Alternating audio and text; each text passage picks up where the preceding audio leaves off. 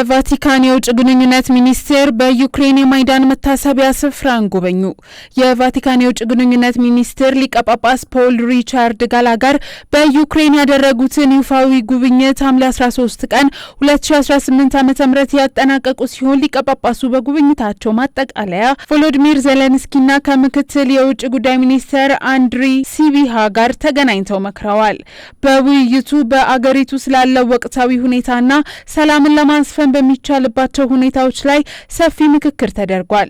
ሊቀ ጳጳስ ጋላጋር ከዲፕሎማሲያዊ ውይይቶቹ ጎን ለጎን እንደ አውሮፓውያን አቆጣጠር በ2014 በነበረው ህዝባዊ ተቃውሞ ህይወታቸውን ላጡ ወገኖች ክብር በተዘጋጀው የማይዳን መታሰቢያ ስፍራ በመገኘት የአበባ ጉንጉን ያኖሩ ሲሆን ከመላው ዩክሬን አብያተ ክርስቲያናትና የሃይማኖት ድርጅቶች ምክር ቤት አባላት ጋር ተከታታይ ውይይቶች ማድረጋቸው ተገልጿል።